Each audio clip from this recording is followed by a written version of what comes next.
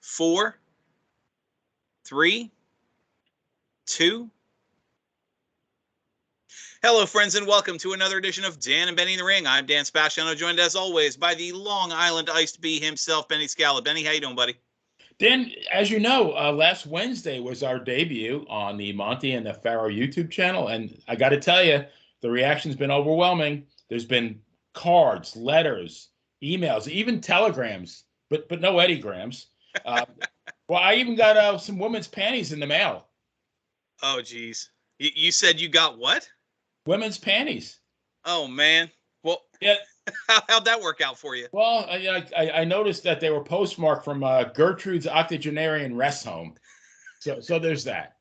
And I do want to dedicate this ridiculous loud shirt to, which you can see right here now, to my dear friend Patty, who actually for my birthday sang me Happy Birthday, Mr. Commissioner, in a very Marilyn Monroe-esque style. So Patty, just like Vincent LaGuardia Gambini, I wore this ridiculous thing for you. They're bringing back images of the red suit. I like it. You know, it's funny, Benny. We jest about our popularity, but the first comment on our first video was someone asking who the looker in the glasses is. Did you see what her name was, though? I don't remember. It was Violent Slut. Well, we just got demonetized for language. So, no, we're having fun, Benny. Monty and the Pharaoh have been great to us, and it's a nice chapter, a new chapter in our show. And of course, we couldn't have started better than Boogie Woogie Man. But we move on, and Benny, we got another great guest lined up tonight. Why don't you tell everybody who's on the phone with us?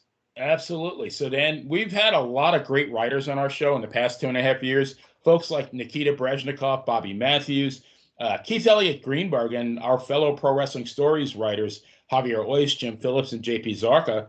But this is a man that could arguably be called the Babe Ruth of wrestling journalism. He's written for the magazines. He's written books. And for years, he's written a weekly column for the Charleston, South Carolina Post and Courier. I've always wanted to chat with this guy, and tonight I get my wish. Mike Mooneyham, welcome to Dan and Benny in the Ring. Wow, I don't know how I can follow that intro, and I really don't know how I can follow Jimmy Valiant from last week. I think you're going to do just fine.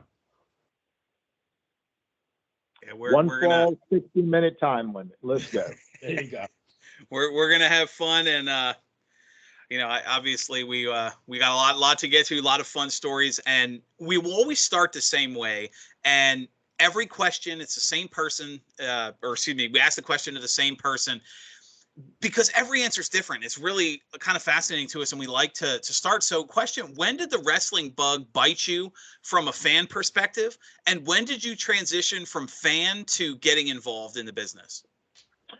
Well, let's go back in time. It was a hot Saturday afternoon back in July of 1964. I was in my backyard tossing the football around with a couple of neighborhood buddies, and I suggested we get out of the heat for a little while and take a break. Went inside, turned on the TV set, and lo and behold, I saw something on this grainy black and white TV that I had never witnessed before. It was like when you were watching Wizard of Oz and Dorothy landed in Oz and everything turned from black and white into this beautiful color. Here were these larger-than-life characters doing battle on my TV set. I was absolutely mesmerized, as were my two buddies. There was a 601-pound farm boy called Haystacks Calhoun, and his tag team partner, Johnny Weaver, who was billed then as one of the outstanding young up-and-comers in the business. And in the other corner were these dastardly foreign menaces, Aldo Bogny from Buenos Aires, Argentina, and Blanco Ljubic from Belgrade, Yugoslavia. And they had this shady-looking cane-wielding manager from Kentucky named Homer Odell. Oh, man, wow. Let me tell you, from that moment on, I was hooked. I just had to see more. And during the show, they advertised the actual card was coming to County Hall in Charleston the following week. And, man, you can bet I was there. It was crazy. It was sports, but these were larger than life characters. And I loved the traditional sports back then. I was a huge sports fan even at that age. But this was something entirely off the chart, man. I knew I had to see more, and I can remember my first live show like it was yesterday. So, Mike, at what point did you decide you wanted to be a journalist, and specifically for professional wrestling? Well, I'd always loved the printed word. I loved the smell of print, the feel of print, everything about it. I had a set of World Book encyclopedias by the time I was in first or second grade, and I could tell you the capitals of every state in the country and most countries in the world. Also loved reading comic books and sports magazines. I collected baseball and football cards, and I could recite the stats and tell you. You could show me just a little piece of the card, and I could tell you who it was. So, of course, I started devouring wrestling magazines. And I started writing for wrestling magazines not long after I became a fan. And, you got to realize I wasn't even a teenager, but I had a little writing ability even at that age. And I started corresponding with fellow wrestling fans throughout the country and getting a broader understanding of how the business worked. And it wasn't long after that I started sending in submissions for publications like Matt Mania, which back then was this tremendous precursor to what would eventually be known as newsletters. And next, there was newsstand magazines like Wrestling Review, The Ring Wrestling, Boxing Illustrated Wrestling News, and a couple others. I even had press cards, which allowed me to cover shows and gave me a certain amount of access. I covered wrestling shows from Charleston to Charlotte to Savannah, Atlanta, Miami Beach. And I don't think the magazines even realized how young I was at the time. It was crazy. I remember when I was writing my first book, one of the editors compared my experiences to those that 15-year-old boy who loved rock music and Cameron Crowe's autobiographical movie, Almost Famous. And, that kid was hired to write an article for Rolling Stone magazine, became sort of a groupie. In my case, I earned my first byline in the National Wrestling magazine when I believe I was just 11 years old. I was sort of an enterprising stringer, even at that age. I remember being in Atlanta at the time with my parents, and we were in the restaurant at the very top of the hotel, and there was a newsstand there with magazines. I started looking through one of the magazines, and there was my byline. That was pretty exciting stuff for a kid. How were you able to get the point of entry though, Mike, into the magazines? I just started sending in a lot of submissions. Oh, and I guess they were presentable because they sent me press cards. I think I've still got a couple of the old ones, like from Wrestling Review and Ring Wrestling. And I was going to the weekly matches here locally at County Hall in Charleston, and then I began venturing out, and for that definitely age of kayfabe, I got a little bit of access, and met some promoters and stuff like that, and they could trust me. I was never gonna, my stuff back then, like in all magazines, it was strictly kayfabe. And if you want to jump into the next chapter of my life, all of this actually was transformed into a full-time job in the newspaper business. I began a part-time job with the local paper, the Post and Courier here in Charleston, back in the mid-'70s, and I was still attending college at that time.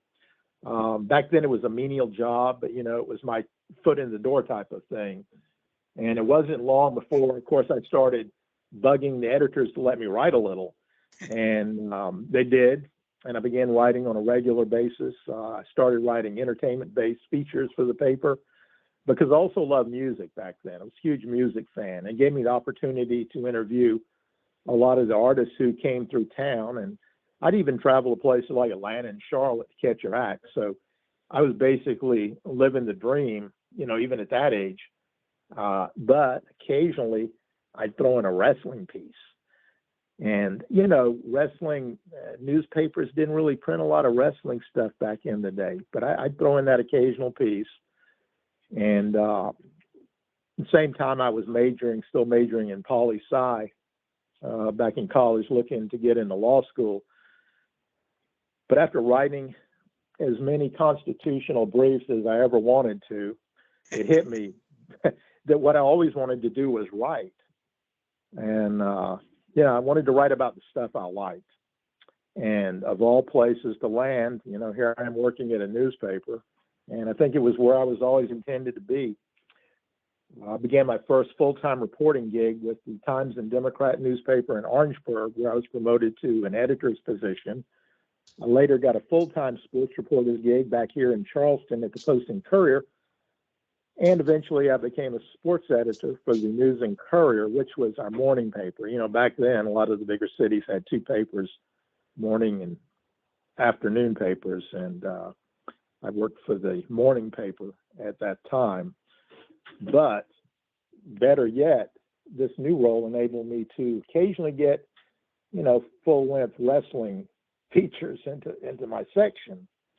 So fast forward a few years, 1989, I was approached by our executive news editor about the possibility of me writing a weekly column on pro wrestling. I mean, this guy knew I was a resident expert on the subject. And he asked me what I thought about it. I said, yeah, man, sure, but under two conditions. One, that the column would appear in our Sunday newspaper, which by far had the largest circulation. And two, that it runs specifically in our sports section, not the entertainment or lifestyle section that some of the columns got stuck in.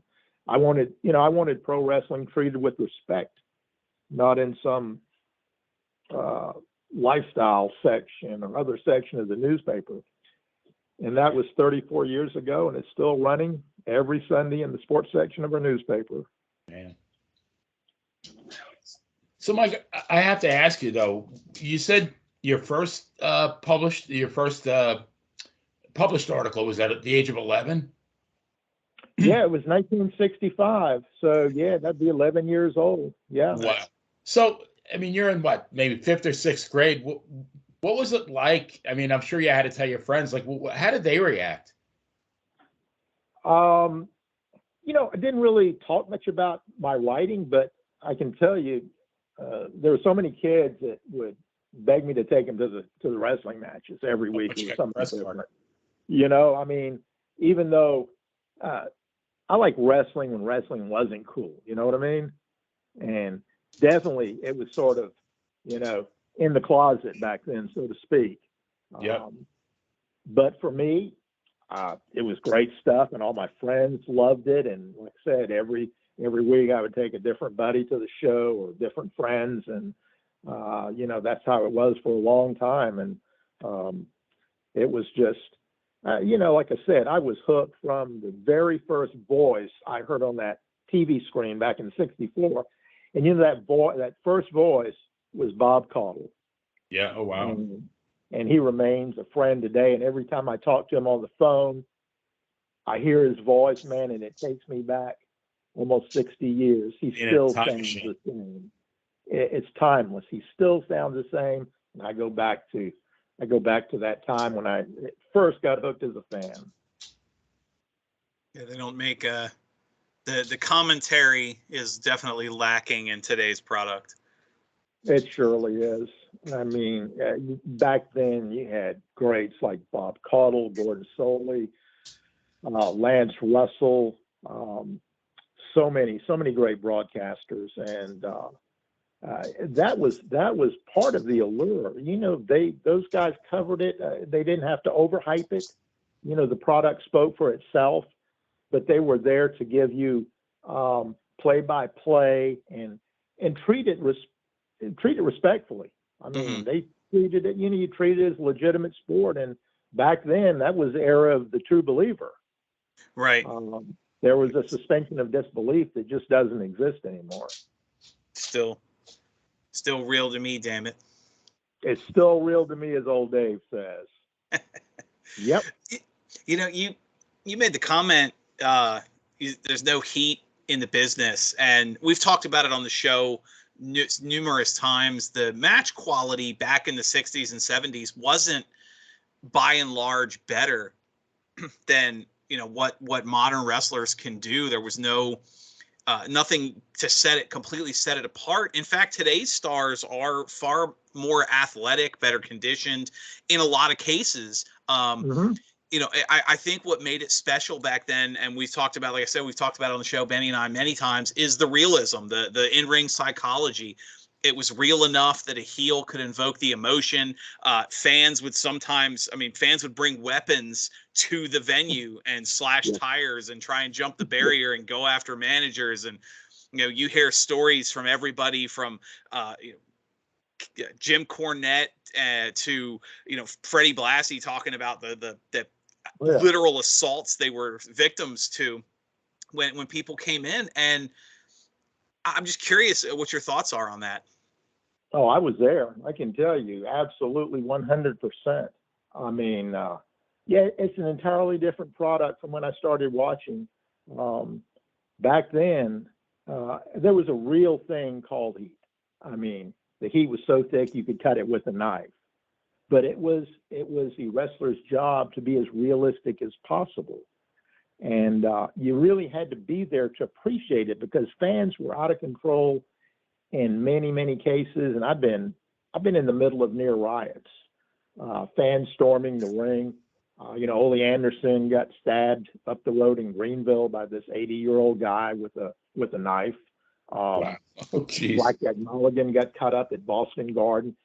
So many of these things. I remember Wahoo McDaniel told me the most dangerous place he ever wrestled was like in Texas on the border, where they would sell beer in bottles back then.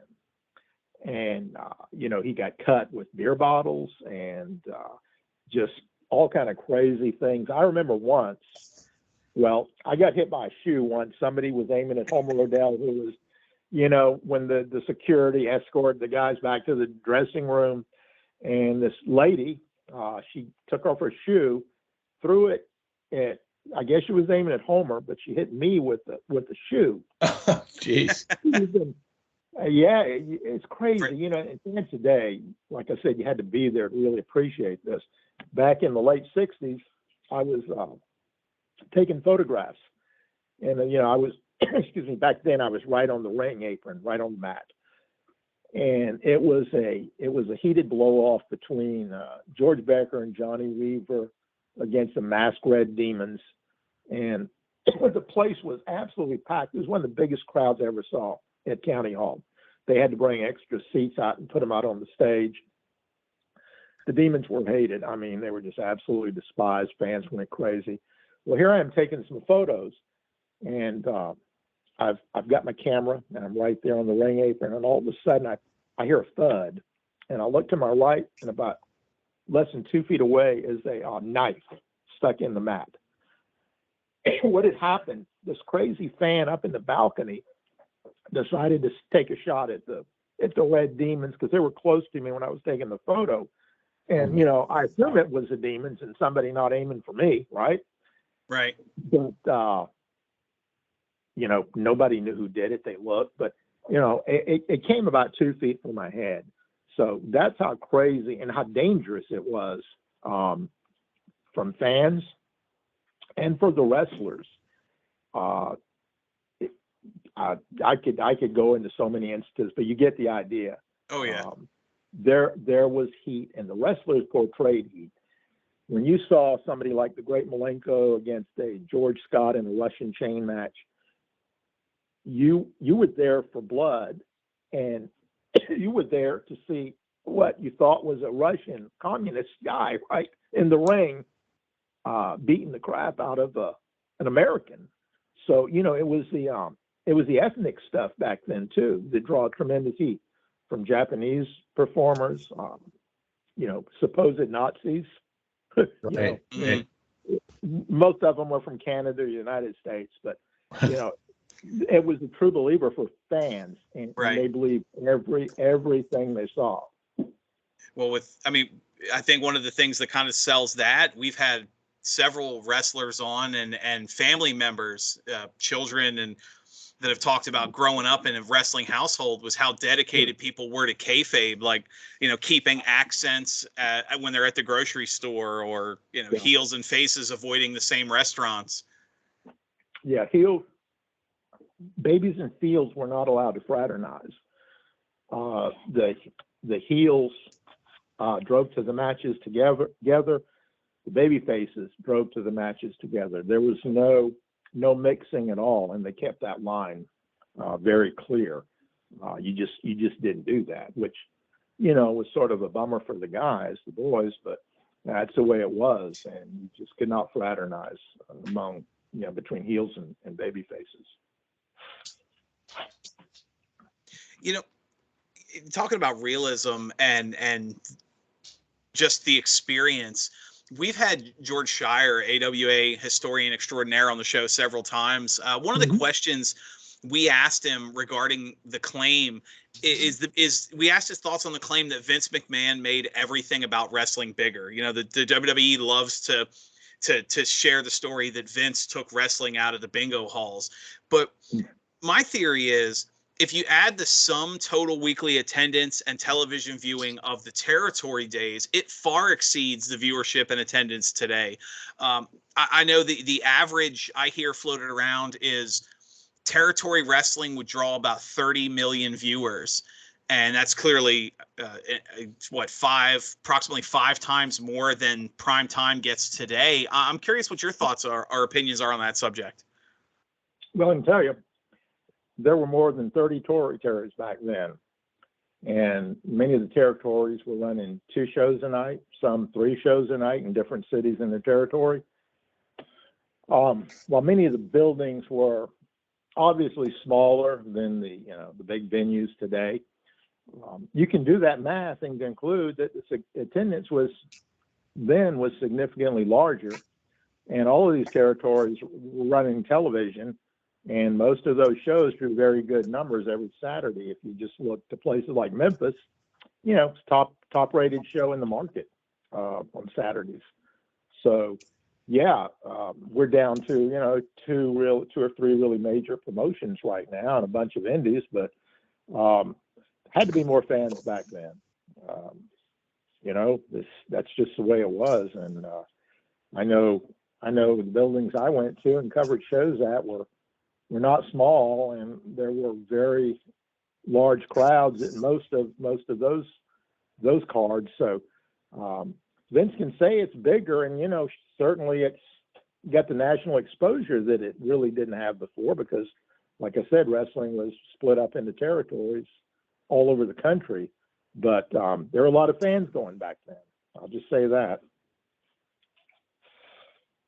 So, Mike, I grew up in New York, and I experienced both of Bruno's title reigns. You grew up in Mid-Atlantic country at a time when it was pretty much, one of the premier wrestling territories in the country. And going back to the last question, living in New York, I could go to the Garden, I could go to the Coliseum, I could go to the arena in Westchester. I think there was one in White Plains. If I wanted to, I could go to maybe 3 or 4 events a month. And right now I'm in Virginia, but I bounce back and forth from here to Tampa, Florida. WWE might come to Tampa twice a year. And I mean, kind of give the listeners an idea of growing up at that time. How many times could you see wrestling a month? Well, it ran every week, every Friday night here in Charleston. Okay. I would often go to shows, Columbia, Tuesday night at Township Auditorium, plus tapings in Raleigh, North Carolina. Wednesday, Tuesday night in Raleigh. Okay, Monday night was Greenville. Tuesday night was Raleigh, North Carolina. Wednesday was TV tapings in Raleigh. Thursday was Norfolk, Virginia. Friday was Richmond and Charleston. There were shows and a lot of spot shows in the smaller towns. So, I would go to many shows, and I would go often I would go to shows outside the territory because I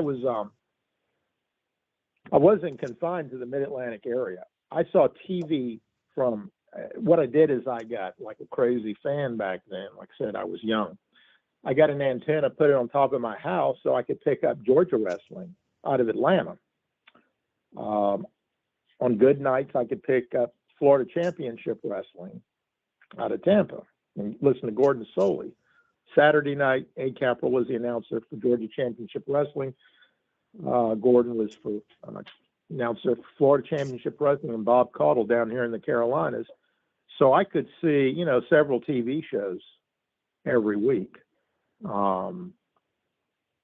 And there was wrestling going on. I mean, for me, I started my own fan club back in the day. It's called Championship Wrestling Fan Club. So I had correspondents all over the country, and really correspondents in, England, Egypt, crazy stuff, right? So I covered all of these territories, and with results, news, stories, whatever. So I was kind of like on top of all of the wrestling back then, and like the Carolinas. I might be a little partial, but back in the 60s and the early 70s, the Carolinas had the greatest roster of tag teams in the country. George and Sandy Scott, George Becker and Johnny Weaver, Ripoff and Sweet Hansen, the Bolos, became the Assassins, Skullmark and Rupert Nard, the Anderson brothers, Gene and Lars, and then Gene and Ole, Nelson Wall and Paul Jones, the Great Malenko, and the Missouri Mauler, the Infernos, the Kentuckians, and the list goes on and on. Rare was the occasion where a singles bout headlined the show during that period here in the Carolinas. With the exception of a world or regional singles title defense, the majority of wrestling cards were headlined by tag teams. Of course, that all changed when George Scott took over as booker in '73 and turned it into a big-time singles territory with guys like Johnny Weaver, Wahoo, Blackjack Mulligan, Super Destroyer, and the young lions like Ric Flair and Ricky Steamboat.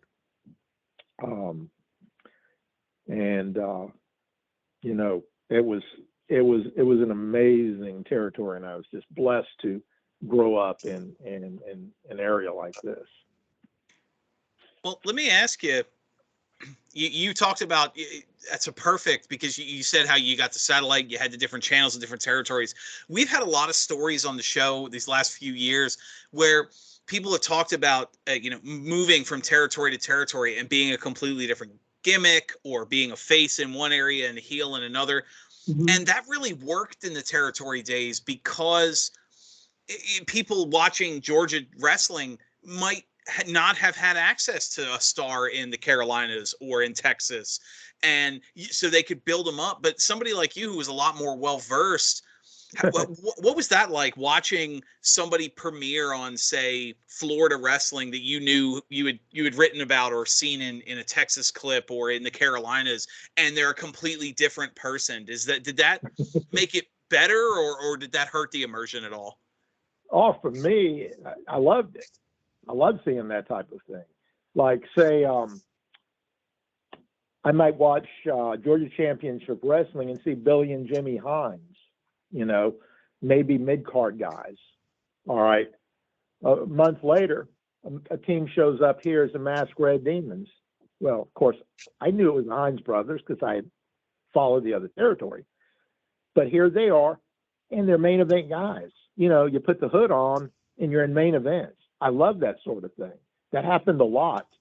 There was a lot of exchange, of course, between Florida and the Carolinas and Georgia and the Carolinas. I mean, we even had some guys come from the WWF down here, and maybe they hit some main events with Bruno. Maybe down here they were just, preliminary guys, but I knew their reputation.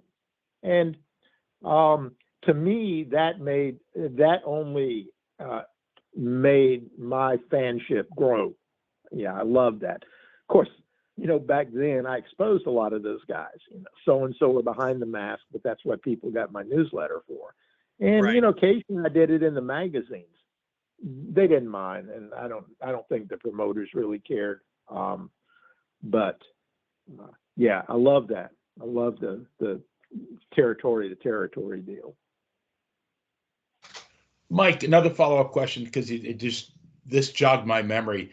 When you were talking about like all the different territories you got when you were younger. So I started watching in 1968. It was WWF, and then around Yep. 75 there was a New Jersey cable not cable, UHF station, Channel 41, that Mm-hmm. started showing NWA Hollywood. So I got to watch wrestling from the Olympic. And then a couple of years later, we got cable, and I got Gordon Soley and CWF, and I got Georgia Championship Wrestling. And my thing was I couldn't get enough of it, even though I grew up in New York. I mean, I loved watching the other shows, and it makes me wonder now, if you follow social media, if it's like almost you have to be loyal to WWE or AEW, and you can't like both. And I guess I can't understand that. Why people, it seems like you have to choose one. What do you think That's a about that? shame. I think it's a shame. I mean, obviously I follow social media, not as much as I used to, but it's sad to me. It would be hard for me to be a fan today. I thought about it a lot. I know exactly why I became a fan back in 1964. But if I were coming up today, I can honestly say I don't know if I'd be a wrestling fan, because all of the dynamics have changed. What I grew up and what I loved back then doesn't exist anymore. And we discussed heat. That's Mm-hmm. one of the elements that I don't think exists anymore. It can't. And the fact that fans just can't enjoy the product for what it is. Like you said, it's either one or the other. I don't know. I didn't. It's almost like it took you behind the curtain, and you just didn't want to see how the magic was done. It's an entirely different product. For me, it used to be, and for all other fans, it used to be black and white. There was no gray in between. But over the years, the lines became blurred. Storylines back then developed over weeks and months, and sometimes even longer. It just doesn't happen anymore, with the exception of something like the Bloodline, and that's been off the charts. Mm-hmm. But then again, you got an old school guy like Paul Heyman steering the ship. So I'm not even sure that today's fans could appreciate a Dory Funk Jr., Jack Briscoe Broadway.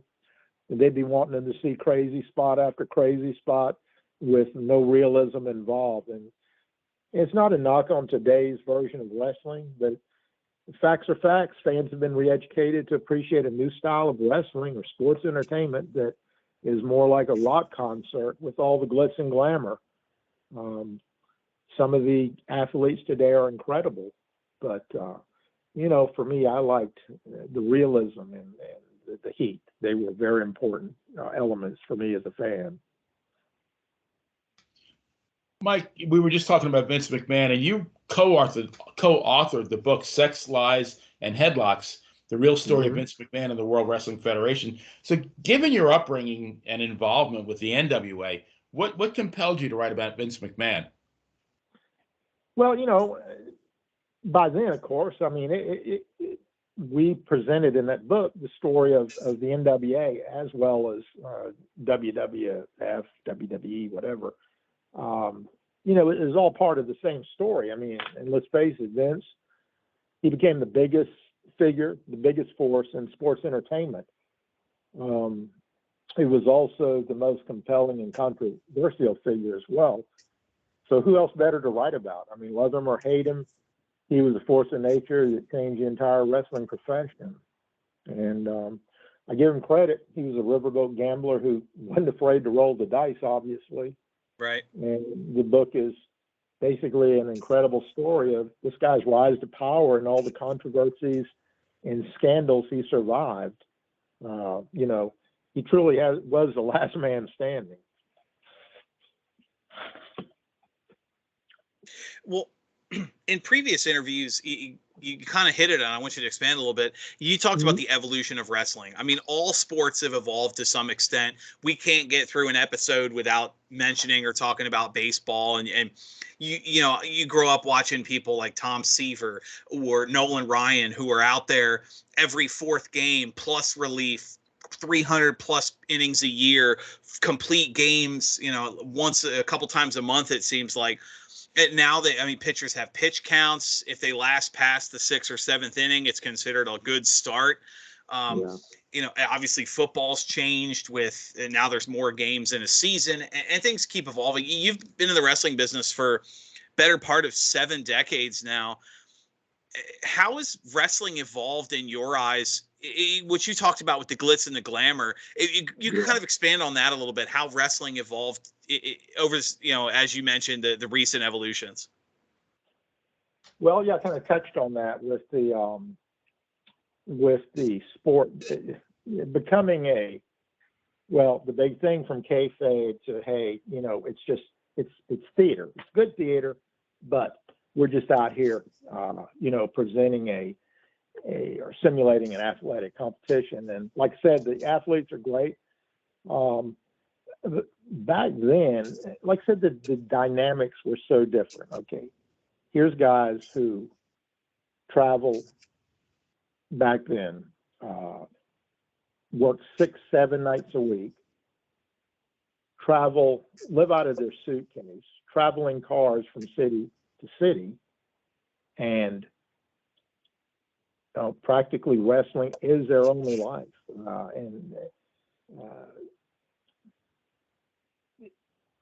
Things change now. Guys are working, maybe 2 or 3 nights a week. There are no more 45, 60-minute matches that you would see back in the day. And it's a different type of fan. To me, it's been a tremendous difference. It's, still have the colorful personalities, but they don't have what I call the true originals anymore. Back then you had guys like Wahoo McDaniel, Johnny Valentine, Ole Anderson. Those weren't gimmicks. Those were real people. Today, these guys are just portraying characters. I remember being at WrestleMania some years ago and was there for the entire week and saw the guys in a different environment, all in street clothes, no wrestling thing going on. But it looked cookie cutter. They all looked the same. There was there's no guys that really stood out like a Blackjack Mulligan. You could spot him a mile away. It was like cookie cutter guys. And that's probably the best way I can explain it. Guys back then were, that's who they were. Well, let me ask you, kind of expand on that too. There's been some stories. We've talked a couple of them on the show. Some pretty high profile young talent in the last year or two, especially with social media being as prevalent, where anybody with a phone can share their immediate thoughts and it doesn't have to be an interview for them. Several high profile young talents have made it very clear that they don't listen openly. I'm not taking advice from these fossils that we work with. Like, I already know what I'm doing, or I like my style better. What do you say to the young talent? Like you mentioned AEW earlier, you have Dean Malenko and Jerry Lynn and Arn Anderson and Tully Blanchard, Sting. You've got all this talent in the locker room, and you go, "Nah, I'm good, guys. Thanks. I know what I'm doing." Like, what are your thoughts on? Does that have an impact on the product as well, where a lot of the young talent comes in thinking they're good? Well, they better have a good reason that they're good, because unless they can, it's all about drawing money. Okay, that's what the business has always been about. A lot of these guys come in, like you say, thinking, they want their spots and nobody needs to show them anything. But I can tell you for a fact that they don't get the education that they got back in the day. For the most part, a lot of that education for the boys happened traveling from town to town every single night, and faces traveling with faces, heels traveling with heels. There was so much knowledge and information dispensed on those road trips. I mean, it was really like sitting under a learning tree for a lot of the young workers. And I don't think they get that today. I mean, you know, sadly, a lot of them won't even make it past the front door with that kind of attitude. And I know times have changed, and they're looking for a different type of sports entertainer today. And that's not to say someone with great wrestling ability and a gift for gab won't make it, but they would have to adapt to a strict style that the company, be it WWE or AEW, is looking for. Mike, I think it was actually you, I believe, were on Ric Flair's show, and it was Rick, and you were just talking about this. Ric Flair said that he thought the best wrestling training school ever was in the backseat of the car traveling between matches. Mm-hmm. And I mean, I can only imagine the wisdom and the knowledge that, like, if you were an eager young wrestler, like you said, dude, I'm hearing the Ernie Ladd sitting under the learning tree. Yep.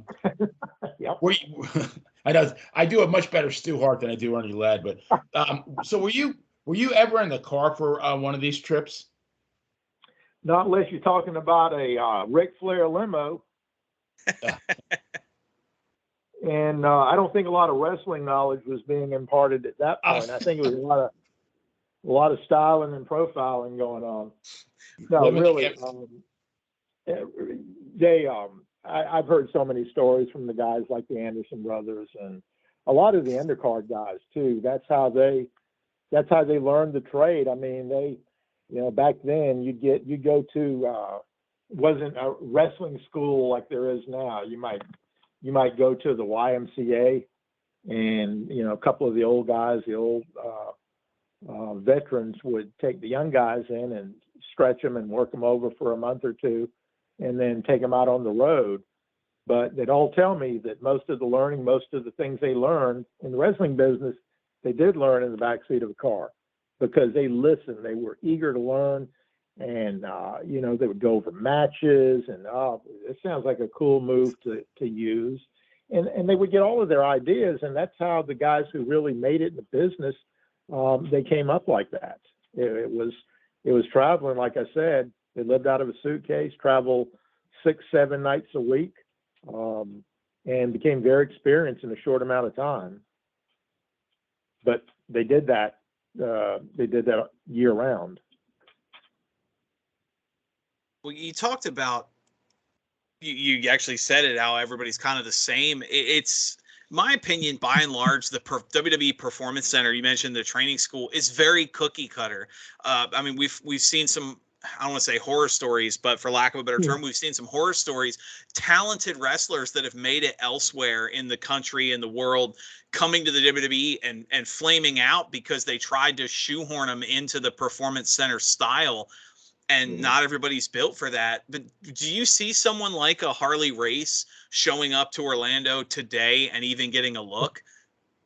So I don't think we'll ever see another Harley Race would even get a look today in the WWE Performance Center. Certainly not in this era of wrestling. Guys like Harley, Wahoo, Valentine, they're what I call true originals. They were men who lived by their own set of rules and just could not be replicated. Sadly, those guys probably wouldn't make it past the front door. Even a charismatic guy like Dusty would have a hard time, I'm afraid. Times have changed, and they're looking for a different type of sports entertainer today. It would be very rare for one of the guys back then to have made it in today's business. I don't think they would be able to adapt to that kind of style. I really don't. Mike, we kind of grew up in wrestling around the same time. I saw my first show in 1968. And one of the things that was quite prevalent, and you mentioned Homer Odell, when I started watching in 1968, he managed Bull Ramos. in the WWF. But Yep. there were so many. We had, Fred Blassie. Well, originally when I started watching, we had Wild Red Berry, Bobby Davis. We had Homer. Then we had Lou Albano, Grand Wizard, Fred Blassie. Just so many of them, and it's kind of a lost art. And I look at a guy like Cesaro, who's a phenomenal talent. But I think to a certain extent he's held back because of his lack of mic skills. And I think how much better he would be if he had a Lou Albano or a Fred Blassie or a Bobby Davis or a Jimmy Hart in his corner. And what's your opinion of managers and the current lack thereof? Oh, to me, managers were one of the most integral parts of the business for the first 25 or 30 years that I covered it. With their gift of gab and the colorful attire and, usually assortment of foreign objects, they just added an extra dimension to the entire business that element's missing today. It's just a sad commentary that they're not valued like they once were. Without them, many stars would have never had the chance to shine. And it was, I guess it was Vince who really dropped the managerial part of the business a number of years ago. And ironically, his dad, the late Vince McMahon Sr., was one of the business's biggest proponents of managers, like you said, in the early days of the old WWF. And, a lot of these managers, like you mentioned Homer, most of them, in fact, were ex-wrestlers and, pretty good entertainers in their own right who could still tussle in the ring when the situation called for it. But their job, pure and simple, was to get their wrestler over. Newer fans of the business might not even understand the concept of a manager because there is not in the traditional sense of the word. And, we had care. I mean, these guys were really characters too, like Colonel Homer Odell, who later became promoted to General Homer Odell. Right. You had Gentleman Saul Weingeroff, who managed Von Bronner's. You had J.C. Dyke with the Infernos. You had George Two-Ton Harris, Playboy Gary Hart. And these are like mostly guys from the 60s and 70s and later gave way to a new generation of managers like Bobby Heenan, J.J. Dillon, Mr. Fuji, Paul Bearer, Oliver Humperdinck, Jimmy Hart, Jim Cornette, Paulie Dangerously, and the likes. And I will say that even though he's not referred to as a manager anymore, Paul Heyman is as good as anyone. Right. And he's the guy who's largely responsible for the Bloodline storyline, which, man, it's been as good as anything WWE has come up with in recent years. But he's no stranger, to that. It was Paulie that charted the course in ECW and changed the landscape of the business and paved the way for WWE's Attitude Era, which, led to one of the hottest runs ever in the wrestling business. So to me, yeah, I love managers back then. They just added so much to the product, and it's just unfortunate they're not used anymore because some of the guys you mentioned, Cesaro, they could really have benefited from a manager. And another guy I've talked about in the past is Shelton Benjamin, who I think is one of the greatest wrestlers on the roster for years now. As good as he was in the ring, had a hard time communicating. He just had a little problem with the charisma deal, and that held him back.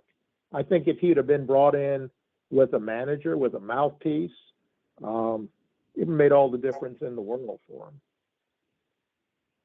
I'm going to I had a flashback of back in the day. I guess it was around 1970 that they brought in Crusher Verdue to challenge Bruno. And, Crusher Verdue had the personality of shredded wheat, but he had Lou Albano. And it worked because, the thing is, a lot of these guys, they're going to have like in Verdue's case, he was a strong man, but not all these guys are going to have the elocution skills. And the manager didn't have, like Lou Albano was not the greatest wrestler, but boy, what a mouth the guy had. And it worked, but I don't understand why they stopped doing that. Yeah, would Abdullah the Butcher have been such a big star attraction had he not had a mouthpiece with him around to do the talking? Otherwise, he would have sounded like Michael Jackson on the mic. You know, Abby back then had that kind of a voice, and I think people would have turned and said, "What's wrong with him?" You know, and he would have never been the monster that he was, the monster heel. I mean, one of the biggest programs wrestling has ever seen was the build up to WrestleMania 3 with Hogan and Andre. And could you think you sell 93,000 people if Andre's cutting his own promos? No way. Yeah. No way. The managers were so vital back then, but really don't really exist anymore. No, not really. It's funny. I want to kind of transition as we wind down. We talked a lot about wrestling. There's one thing Benny and I, like I mentioned, we always find ways to get baseball into the show. We also always find a way to get food into the show. And now I've we follow you on social media. We have obviously the intro. We have enormous respect for you and your career, your magnificent writing skills, but you also, your social media is very prevalent with food. So I have to know, I've got family down there. I know Benny and I, we talked about it before the show. If any of our listeners are traveling through South Carolina, where do they go to get some of that legendary South Carolina barbecue? All right, now you're talking. All right, my favorite, and it has been for years. Who's that? I said I'm writing this down. I got my pen. Okay, all right. My favorite, and has been for years, the Bessinger family of barbecue restaurants across the state of South Carolina. They've been around for decades. You've got Melvin's Barbecue on James Island, which is in Charleston. You've got Bessinger's Barbecue is in the West Ashley section of Charleston. You've got Piggy Park in Irmo, which is outside of Columbia. And you have Maurice's Barbecue in Columbia. They're all part of that family chain and equally good. Also in Charleston, we have Rodney Scott's and Lewis Barbecue, both in downtown Charleston, very good. Duke's Barbecue around the state, very good, great buffet in Charleston. Home Team Barbecue and Martin's Barbecue, both in Charleston, also good.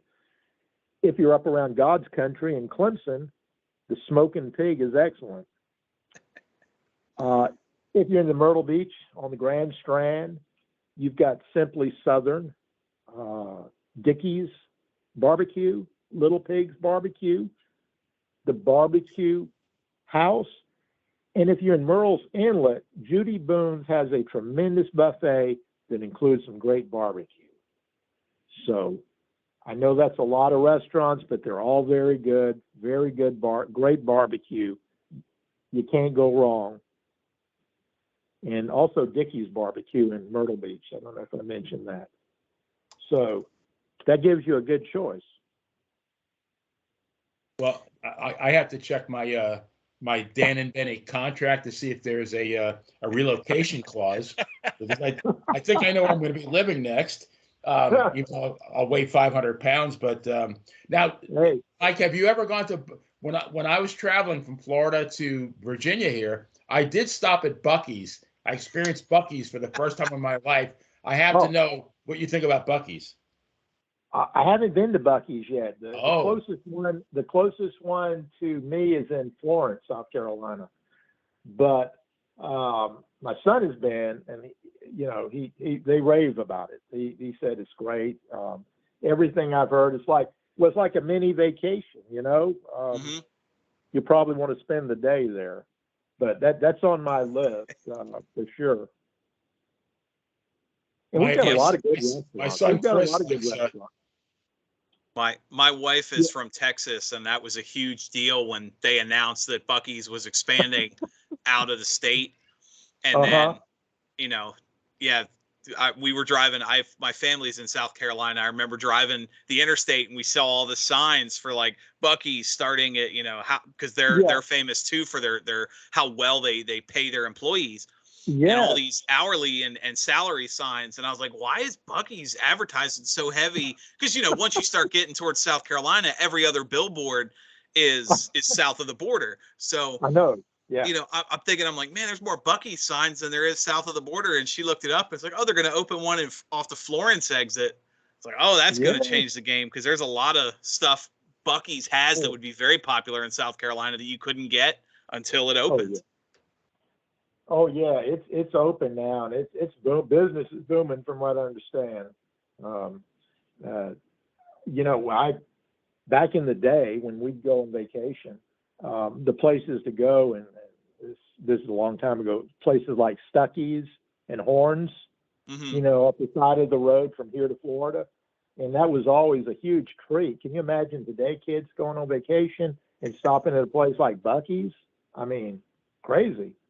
Think about how different some of the road stories we've heard through the years, Benny, would be if some of the talent was stopping at a Buc-ee's at 1 a.m. instead of a corner gas station where the Phillips 66. Yeah, how different here in the Road Warriors or somebody talking about eating kolaches instead of chili dogs at 1 a.m. Yeah, they used to guys down here used to stop at like at a 7-Eleven or to get their bologna and their bread and their beer and get ready for those bologna blowouts on the road. The 3 B's. 3 B's. Yeah, yes. I tell you what, my son Chris loves beef jerky.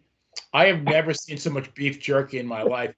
I think if like all the beef jerky at that Buc-ee's was linked together, they could have built an interstate like to California. No kidding. What is the thing with beef jerky now? I mean, it's like a delicacy. $28 a pound. Unbelievable. Worth every penny, though, Benny. No, actually, it was. That I will say. Yeah, the road stories would have changed quite a bit. Definitely.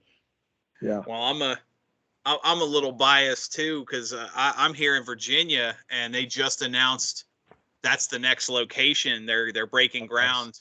I think they may have already, but off the 64, about an hour from the house. So, hey, it'd be worth the road trip. Oh yeah, no, you kidding? My wife's going to spend more time up there than she does with me when that place opens. It's like a mini vacation, like a mini Disney World. It's crazy. Basically. Like the Hall of Fame, you got to schedule 2 days at Buc-ee's. Oh, Lord. That's funny. Well, as we wrap up, Mike, again, thank you so much for your time. I want to give you, the last word, if you have anything you want to hype or pitch, but really also, what does the future hold for you? Any projects coming up you want to? Oh, let's see. At this stage, I really don't look much into the future. I just take it day by day. That's fair. I've been retired now for this time has just flown, man. I've been retired now for 7.5 years. And believe me, retirement's a good place to live. It really is. I honestly don't keep up with the wrestling business like I used to. I do mostly nostalgia-based articles these days. And although I retired from the Posting Courier 7 years ago, after nearly 40 years of that paper, I have continued writing my weekly Sunday column, and it's 34 years now. And if anybody's interested in ordering my books, they can. I think they can find them all on Amazon. I stay pretty active on Facebook and Twitter, so you can reach me that way as well. And it's email by MikeMooneyham@gmail.com. And it's been a really fun ride, man. I've been blessed to have so many friends over my 60 plus years in the business. Friends have ranged from Lou Thez to Ric Flair and everyone in between. And it's really a reason I wrote Final Bell a few years ago as a tribute to some of the guys and some of my friends who have passed on. It's yeah, it's been a great ride. So many friends, and I've lost a lot of them, of course, but still got some around, and we keep up and reminisce about the good old days. Absolutely, you got to enjoy it while it can. I mean, it seems like we had far too often we start the show with an in memoriam section from people just seem to be leaving faster than they're joining now. But Mike, thank you again so much for your time. Benny, before we wrap up, final thoughts to you. Any parting words? Well, I want to thank Mike, first of all. This is great. And, we've had guys like Ivan Putski and Dominic DiNucci on our show. And I'm, while we're interviewing them, I'm literally pinching myself because it's so surreal. These are guys that I watched, when I was a kid. And now I'm actually getting to chat with them. And I can only imagine, Mike being in the business for the length of time and the depth that he has, the kind of experiences and friendships that he has. So I think it's just a great thing.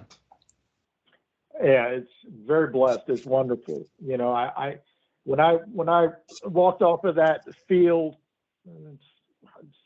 59, 60 years ago and turned on that TV set, I'll never regret it.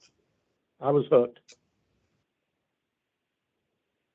1964, my first card. You know how many matches were on the show? 4. 3. Yes, that's right. Okay. 3. Two tag teams and one single. The opening match, Tim Woods against Pedro Godoy.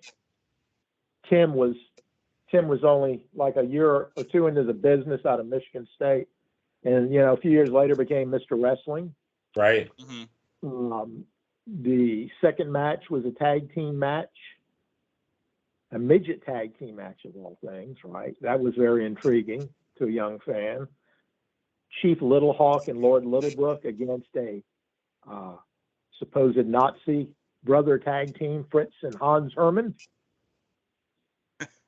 That was quite compelling, No, not Nazi midgets is a sentence I never thought I'd hear. Nazi midgets, yes. Replete with the swastika and everything else. Oh, jeez. Yes. No, probably for a lot of reasons that wouldn't fly today. No, I would imagine not. No. And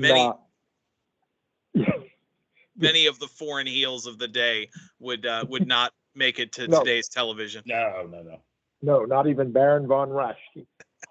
But the main event that night was Haystacks Calhoun and Johnny Weaver against the Mass Bolos. And man, there was just great stuff. I was there every week after. That was appointment watching. And speaking of Tim, Tim was one of the reasons that I wrote my last book, Final Bell. Tim had always been a faithful reader of my writing over the years, and every time one of the boys would pass away, we'd call each other, and he asked me one day, he asked me, who's going to write my obituary once I'm gone? Well, I had to think long and hard about an answer, and sadly, I said, well, Tim, if anything ever happens to you, I'm here. So sadly, Tim passed away just a few years later. And as promised, I gave him a befitting send-off the following week in my column. And, I've really lost too many good friends in the business. Many were childhood heroes who made a lasting impression on me, for sure. And that's one of the reasons I wrote Final Bell. And, of course, Tim's included in that. But, yeah, a lot of good ones are gone. Don't want to end this on a somber note. I just thought I'd throw that in.